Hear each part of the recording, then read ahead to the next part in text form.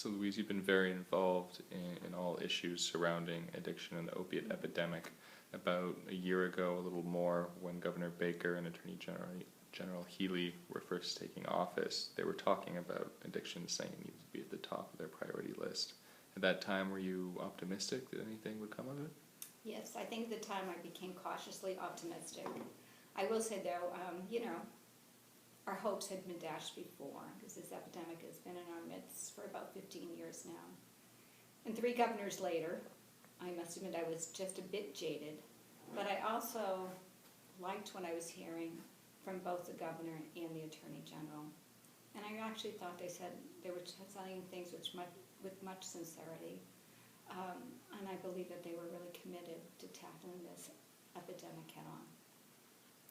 And the legislation that was signed by the governor on Monday, it's not everything that you wanted in it. Could you talk about some of the good pieces in there? Sure. I mean, you know what? It's a good start and it's a great beginning.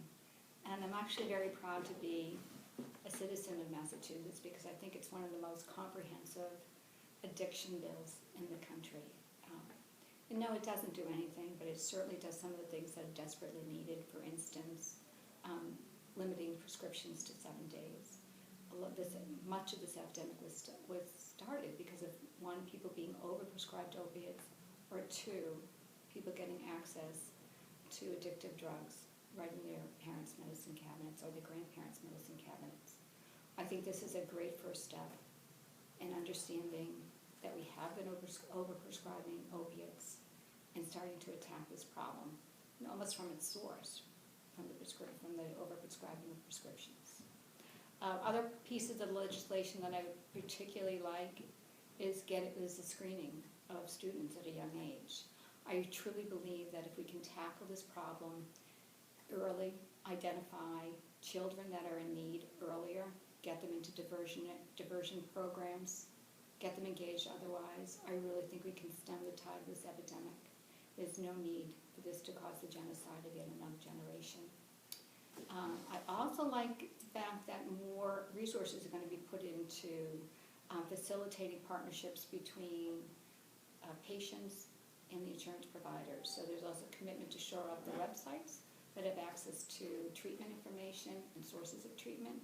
I think that's very important because oftentimes it's usually the parent or grandparent that's struggling to find treatment for their loved one, their child, and sometimes they don't know where to turn. And knowing that there's a central repository where you can go, where you can get access to accurate, up-to-date information, I think is very important, and helps us start attacking the treatment issues, which still, we still need some work in that area.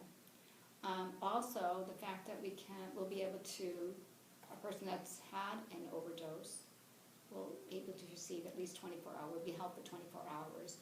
And that could be a very important thing. It may be just those 24 hours that a person needs to kind of decide in their mind that they don't want to continue along this path.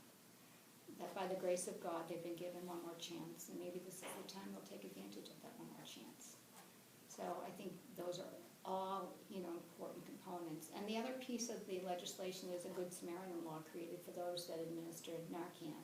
A very important piece. It will undoubtedly save lives. So now that you've taken this first step, this good first step, are you optimistic or cautiously optimistic that there will be a good second and third and fourth step? I believe the governor and I believe the attorney general, and they both have indicated that this is a first step. And I believe that they will continue to make progress in this area. I hope their next focus is on treatment, and I understand that that's the hardest component of all of this. I think we're attacking the education piece. I think we're attacking the prevention piece. But I still think we have room to go in the treatment piece. And I hope that this is the next area of attack for the Commonwealth of Massachusetts. But I would also say that the states should not be alone in this. It's going to require federal resources in order to adequately address the treatment aspect.